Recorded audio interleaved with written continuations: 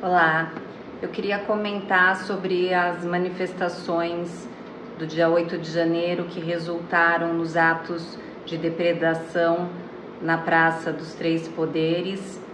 Em primeiro lugar, deixar claro que repudio atos de vandalismo e, é claro, esses atos de vandalismo têm que ser penalizados. Mas esse vídeo especificamente é para tratar de uma questão política de grande repercussão, porque em tese todos os atos judiciais que estão sendo tomados nesse momento são para proteger o mandato eleitoral do presidente Lula. Só que na realidade, 24 horas após os atos da manifestação dia 8 de janeiro, foi afastado o governador do Distrito Federal, que justamente foi um governador reeleito pelo povo do Distrito Federal em primeiro turno e foi afastado por uma decisão individual do ministro Alexandre de Moraes,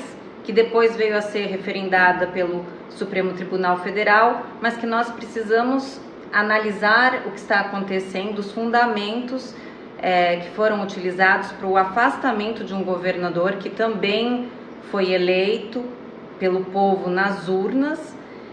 Então, acho que é importante começar lendo para vocês um artigo aqui que saiu na própria Folha de São Paulo, com o título "Moraes afastou o governador do Distrito Federal sem pedido de órgãos. Ministro do Supremo Tribunal Federal adotou medida inédita e retirou o ibanês do cargo de ofício sem que o PGR ou a Polícia Federal tenha requerido", tá? É um artigo aqui que saiu na Folha de São Paulo. Então, primeiro ponto, um juiz não age de ofício. Juridicamente ele tem que ser provocado. Aí o artigo da Folha de São Paulo continua. É a primeira vez que um magistrado retira um chefe de executivo estadual do cargo sem que haja um pedido. Notem a importância, a excepcionalidade. É a primeira vez na história do Brasil que um magistrado, que um juiz, retira um governador do cargo sem que tenha havido sequer o pedido de uma parte competente. Continua o artigo. A decisão foi tomada em ações apresentadas pela AGU, Advocacia Geral da União, e pelo líder do governo no Congresso, Randolph Rodrigues, senador da Rede. Nenhum dos dois, porém, pediu especificamente o afastamento do governador. Qual é o problema que a gente tem aqui? Tem o artigo 105 da Constituição Federal, que diz que compete ao Superior Tribunal de Justiça, que é um tribunal diferente do Supremo Tribunal Federal, processar e julgar originariamente nos crimes comuns os governadores dos estados e do Distrito Federal.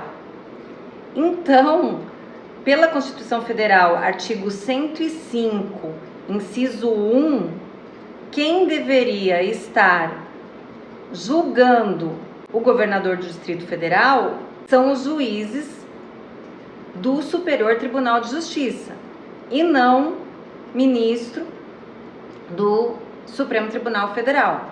Então aqui a gente tem um problema grave de competência, porque o ministro do STF não é competente para afastar o governador.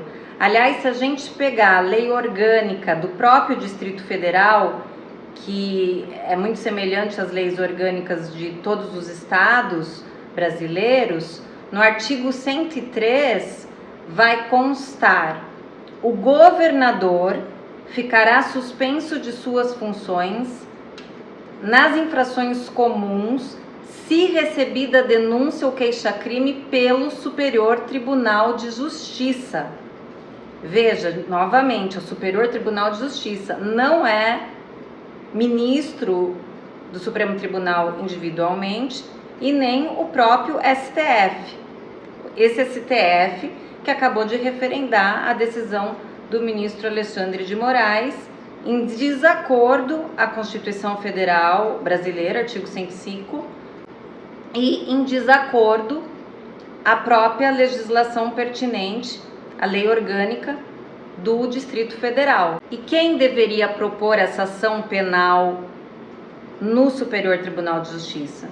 Seria o próprio Ministério Público, isso é, o Procurador-Geral da República, e não a AGU ou o senador Randolfo Rodrigues. Quer dizer, então a gente tem também aqui um problema de quem está pedindo. Então, a meu ver, muito preocupante essa situação de um ministro do Supremo Tribunal Federal acabar usurpando a competência de um outro tribunal, que é o Superior Tribunal de Justiça, para realizar o afastamento de um governador eleito pelas urnas. Quer dizer, ao mesmo tempo em que ele age para proteger o mandato otorgado pelo povo ao presidente Lula, ele desconsidera, a meu ver, juridicamente, o mandato de um outro governador que também foi otorgado pelo povo, eleito pelo povo. Agora, toda essa decisão foi tomada, embasada no fato do governador do Distrito Federal ter sido potencialmente aí omisso com relação a ações que deveriam ter sido tomadas para prevenir o que aconteceu naquele fatídico dia 8 de janeiro.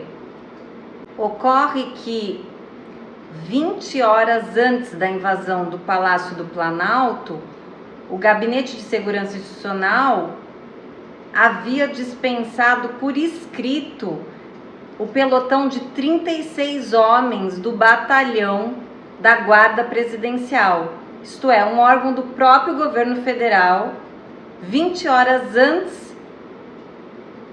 das manifestações dia 8 de janeiro, dispensou o pelotão da Guarda Presidencial, quer dizer, deixou a segurança enfraquecida. A própria ABIN, que é atrelada ao governo federal, avisou sobre o risco de violência na véspera de ataques em Brasília. Quer dizer, isso é um outro artigo da Folha de São Paulo, uma reportagem, que colocou que despachos alertando sobre o perigo de depredação chegaram a 48 órgãos do governo federal na véspera. A ABIN, Agência Brasileira de Inteligência, produziu diversos alertas acerca do risco iminente de ataques a prédios públicos pelos radicais que vandalizaram as sedes dos 3 poderes em Brasília, e os textos são distribuídos para todos os integrantes do SISBIN, Sistema Brasileiro de Inteligência, rede que une 48 órgãos em 16 ministérios diversos do governo federal. Então, a grande questão é: se o governador do Distrito Federal foi omisso ao tomar ações para precaução, o governo federal não foi omisso? Mas o governo federal não recebeu todos os alertas da própria ABIN e não agiu, não fez nada? Aliás, não só não agiu, como o Batalhão Especial da Guarda Presidencial, de 36 homens, foi dispensado.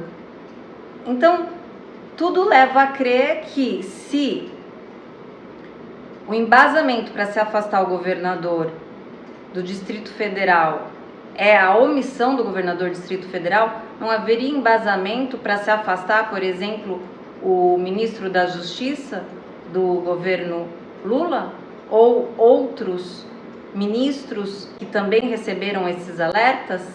Então, hoje nós temos uma situação na qual um governador legitimamente eleito é afastado, o que coloca, obviamente, uma ameaça à situação de todos os outros governadores eleitos no Brasil, porque a qualquer momento nós podemos agora, por um precedente aberto pelo ministro Alexandre de Moraes e pelo Supremo Tribunal Federal, nós podemos ter um governador eleito afastado por ordem de ministro do STF, sem o processo previsto de maneira regulamentar na Constituição Federal Brasileira.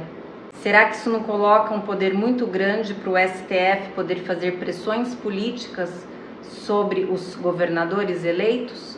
De ações que o STF gostaria de que esses governadores eleitos tomassem?